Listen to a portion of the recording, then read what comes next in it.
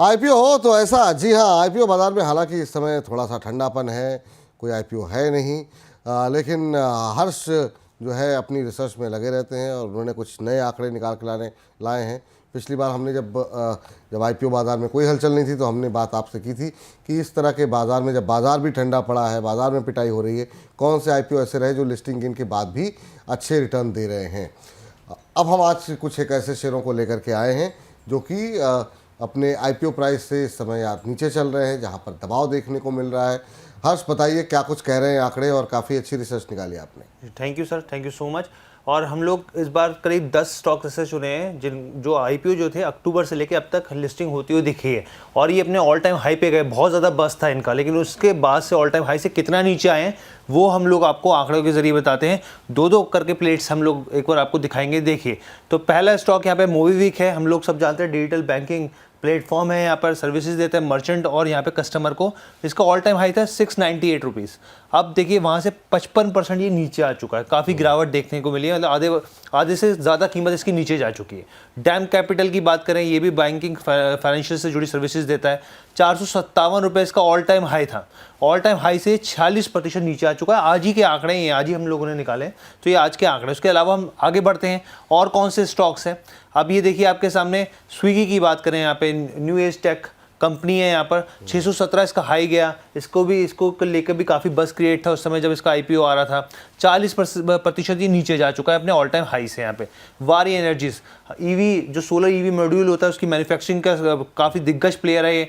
अब 3743 रुपये इसका ऑल टाइम हाई था, वहाँ से 39% ये नीचे गिर चुका है। करेक्शन बैक टू बैक आए जा रहे हैं यहाँ पर हम लोग देख रहे हैं। आगे हम लोग बढ़ेंगे और देखते हैं कौन से ऐसे स्टॉक्स हैं। देखिए एनटीपीसी ग्रीन, यहाँ पर इसका भी ग्रीन रिन्यूएबल एनर्जी का बड़ा नाम था उस समय। 155 रुपये ऑल टाइम हाई पे पहुंचा और उसके बाद ये गिरते गिरते 32% ये नीचे जा चुका है। आईजीआई यहाँ पे इंटरनेशनल जियोमोलॉजिकल इंस्टीट्यूट, बेसिकली ये सर्टिफिकेशन देती है डायमंड और जेम्स के ऊपर, बड़ी कंपनी है। 642 रुपये इसका ऑल टाइम हाई पहुंचता हुआ देखा और इससे वहाँ से 33% करेक्शन आ गया, स्टॉक नीचे चला गया। इसके अलावा और कौन से स्टॉक्स हैं, ये देखिए आपके सामने नीवा बूपा की बात करें, 109 पे पहुंचा ये स्टॉक चढ़ते चढ़ते, लेकिन फिर उसके बाद 29% अब मौजूदा हाल जो बाजार की स्थिति देखने को मिल रही है, करीब करीब 29% नीचे जा चुका है। एफकॉन इंफ्रास्ट्रक्चर कंस्ट्रक्शन कंपनी है, यहाँ पर 570 इसने ऑल टाइम हाई बनाया और 21% ये अब तक नीचे अपने ऑल टाइम हाई से आ चुका है। और आखिरी में हम लोग देख लेते हैं, तो ये देखिए विशाल मेगा मार्ट, जिसके तो रोज़ाना हम लोग कवर करने की कोशिश करते हैं, रिपोर्ट जिस तरीके से आती है और बहुत काफ़ी ज़्यादा बुलिश दिखते हैं। 127 तक पहुंचा ये स्टॉक, लेकिन अब हाल ही में गिरते गिरते 19% ये नीचे गिर चुका है अपने ऑल टाइम हाई से। हुंडई इंडिया की बात करें, यहाँ पे 1970 रुपये ऑल टाइम हाई और अब 8% की गिरावट। सबसे कम जो है इन 10 स्टॉक्स में जो सबसे कम गिरा है वो हुंडई इंडिया ही यहाँ पे गिरा है, हुंडई मोटर्स इंडिया जी सबसे कम गिरा है, लेकिन जिस सेक्टर में ये है वहाँ पर अच्छी खबर नहीं है जी। और वहाँ पर अब देखना ये है कि कितनी गिरावट आ सकती है आने वाले टाइम में लेकर के। सबसे ज़्यादा पिटाई एम की हो रही है। खैर, लेकिन अभी हम वापस लौटते हैं जरा। मैम, ये तमाम जो लिस्ट है एक एक करके या तो नहीं पर दो दो तीन तीन करके जरा स्क्रीन पर लेकर के आते हैं। जरा एक बार लिस्ट जरा स्क्रीन पर लेकर के आइए फुल फ्रेम में। और जी, विशाल मेगा मार्ट और हुंडई में अगर आपको चुनना हो तो क्या कंजम्पशन स्टोरी को ध्यान में रखते हुए विशाल मेगा मार्ट के लेवल्स ऐसे लग रहे हैं क्या जो कि फ्रेश एंट्री की जा सकती है अपने ऑल टाइम हाई से? करीब 19% जो है वो करेक्ट हो चुका है। देखिए, विशाल मेगा मार्ट की बात करें तो लिस्टिंग बेहद स्ट्रांग हुई थी और आप इसकी अगर इश्यू प्राइस देखें तो वो काफी नीचे की थी। मेरे हिसाब से अभी इसमें एंट्री ना करें, थोड़ा और ये गिरावट आती है जिसमें कि ये 98 तक आता है, 100 से 98 के बीच में, तब इसमें खरीदारी के मौके ढूंढे, अभी ना खरीदारी करें। हुंडई इंडिया की मैं बात करूं तो ये इश्यू प्राइस का जो इसका ऑल टाइम है वो मेरे को लगता है कि वो इश्यू प्राइस ही है, हाँ, इसीलिए बिल्कुल बहुत बिल्कुल। गिरावट नहीं आई है, क्योंकि बाकी सब तो अपने इश्यू प्राइस से काफी ज्यादा भाग चुके हैं। तो हुंडई इंडिया में तो अभी रुकी जाइए, क्योंकि जिस तरह से अभी नेगेटिव न्यूज आ रही है ईवी को लेके तो पूरा ऑटो सेक्टर पे मार है, तो ये अलग से परफॉर्म कुछ करके दिखाने वाला नहीं है। और वैसे भी ये तो आईपीओ के बाद भी इसने कुछ बढ़िया परफॉर्मेंस दिखाई नहीं है। तो अगर एंट्री करनी हो तो विशाल मेगा मार्ट में करेंगे, लेकिन अभी नहीं करेंगे, 98 के और 100 के लेवल पे देखें। चलिए, तो ये बात तो यहाँ पर निकल करके आ गई हुंडई पे और विशाल मेगा मार्ट को लेकर के। लेवल्स क्या हैं वो आपको बता दिए गए। जाइए जरा स्क्रीन पर लेकर के आइए दूसरी कंपनियाँ और वहाँ पर देखते हैं क्या स्थिति देखने को मिल रही है। नीवा वीपा और एफकॉन इंफ्रा पे हमने देखा कि रिटेल पार्टिसिपेशन उस तरीके से आईपीओ में नहीं देखने को मिला था। शायद कर्ज को लेकर के कुछ एक लोगों के मन में आशंका थी। अभी कैसा लग रहा है मैम, एफकॉन इंफ्रा अपने हाई से 21% के आसपास करेक्ट हो चुका है, और नीवा वीवा में कोई संभावनाएं हैं क्या? देखिए, इसके लिए सबसे पहले इश्यू प्राइस जानना जरूरी होगा। तो एफकॉन के इश्यू प्राइस ही 463 का था, अब उसका हाई बना 570 का। तो और अपने हाई से फिर इसने करेक्ट हुआ है। तो ये चीजें भी हमें यहाँ पे ध्यान में रखनी होंगी कि 463 के इश्यू प्राइस के आगे अब ये स्टॉक कहाँ चल रहा है। तो अब ये चल रहा है 449 पे। तो ये अब अपनी इश्यू प्राइस के नीचे आ गया है। मेरे को नहीं लगता कि अभी इसमें एंट्री के मौके हैं। इश्यू प्राइस के भी नीचे ये काउंटर आ गया है, तो थोड़ा सा इसमें आप वेट कर लीजिए, एंट्री अभी ना करें, क्योंकि हो सकता है ये काउंटर और भी थोड़ा वीक होता हुआ नजर आए। इसमें तेजी सिर्फ बनेगी जब ये 456, मैं यहाँ पे एफकॉन्स की बात कर रही हूँ, 456 के ऊपर की क्लोज देने लगे तो फिर आप इसमें तेजी के मौके ढूंढिए, नहीं तो एक बार रुक जाएगी। दूसरी तरफ नीवा बुपा की बात करें तो नीवा बुपा में भी जिस तरह से हम देख रहे हैं, यहाँ कोशिश हो रही है, ये रिकवर करने की कोशिश कर रहा है। एक बार 79-80 तक जा सकता है ये काउंटर, बट खरीदारी करने के लिए मुझे नहीं लगता। अभी लेवल अच्छे हैं, 80 के ऊपर इसमें खरीदारी के मौके ढूंढेंगे, इसमें भी अभी रुक जाना चाहिए। चलिए, इस बीच जरा अगली कंपनी जरा स्क्रीन पर लेकर के आइए, और देखते हैं यहाँ पर। और एनटीपीसी ग्रीन पे बहुत सवाल हो रहे हैं मैम आजकल, और क्या ये अब जिन लोगों ने आईपीओ में नहीं अप्लाई किया, जिनको नहीं मिला, उनके लिए क्या ये मौका है क्या, जब ये अपने हाई से 32% करेक्ट हो चुका हो, तो फिर क्या एंट्री ले सकते हैं? और आईजीआई पे अगर कोई कमेंट करना चाहें तो आप। देखिए, एनटीपीसी ग्रीन की बात करें, 108 के इश्यू प्राइस थी और अभी ये चल रहा है तकरीबन 106। अगेन ये भी अपने इश्यू प्राइस के नीचे आ चुका है, और ऑल टाइम हाई से तो आपकी यहाँ पे टिकर चल ही रही है, बहुत नीचे आ गया है 32%। तो ये भी एक ऐसा काउंटर है जो अब अपने इश्यू प्राइस के नीचे आ चुका है। नहीं लगता कि अभी खरीदारी के मौके इसमें ढूंढने चाहिए, थोड़ा सा रुक जाना बेटर रहेगा। और स्टॉप लॉस लगा लीजिए, अगर किसी ने लिया है तो 102 का स्टॉप लॉस लगा लें, उसके नीचे गया तो एग्जिट कर, पर जी, नई एंट्री ना करें। ठीक मैम।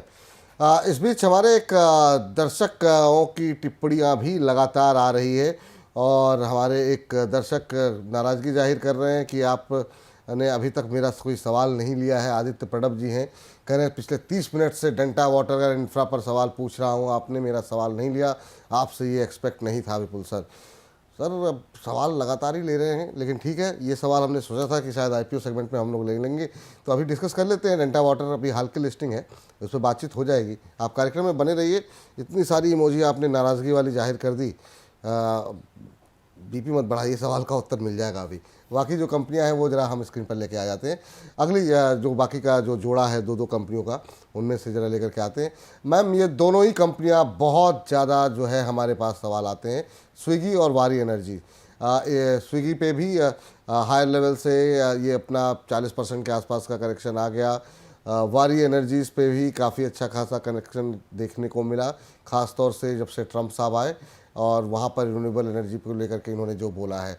इन दोनों ही पर आपके डिटेल चार्ट्स एनालिसिस हम चाहेंगे। जी, देखिए 1503 के आसपास आया था वारी एनर्जीज का जब भी आईपीओ आया था।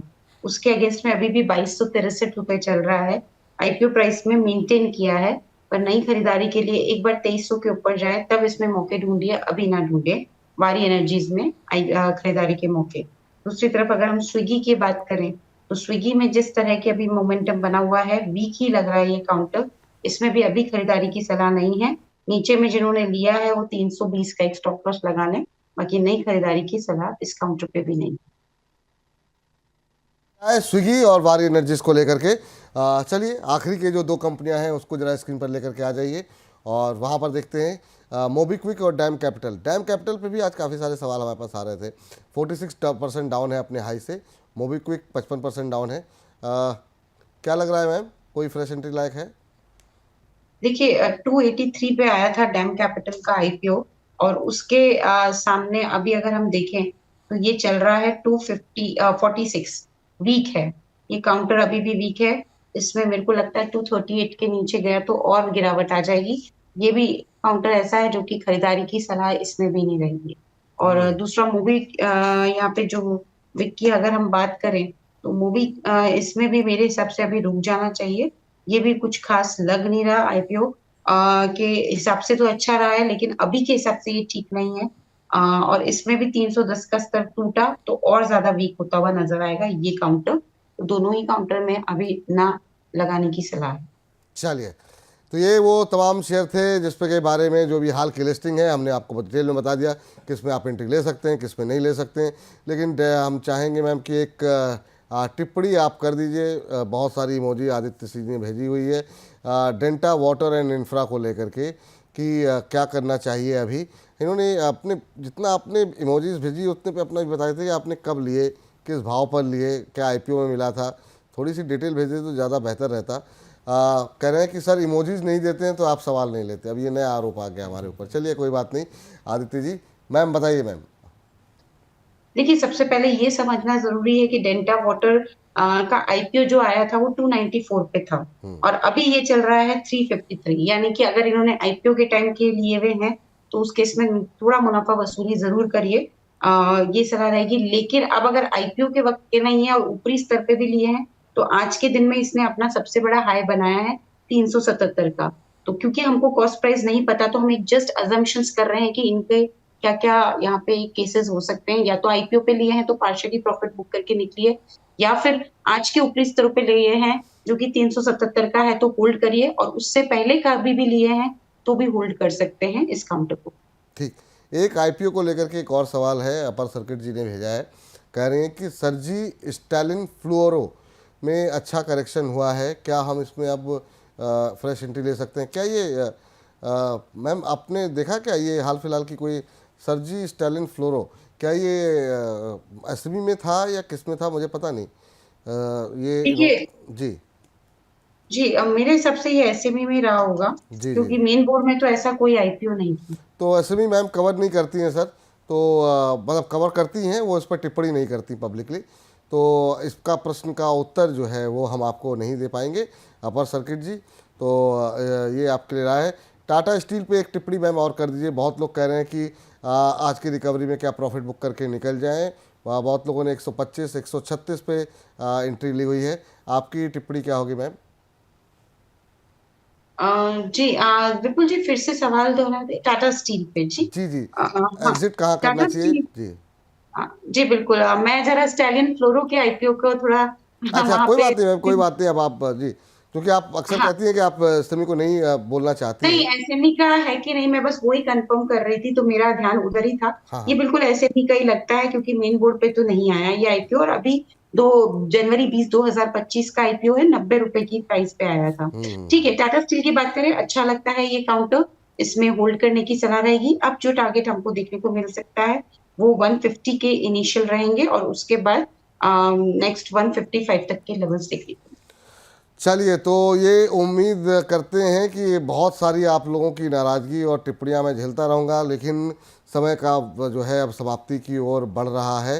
हर्ष बहुत बहुत शुक्रिया, बहुत बहुत धन्यवाद आपका आज की इस चर्चा पे जुड़ने के लिए।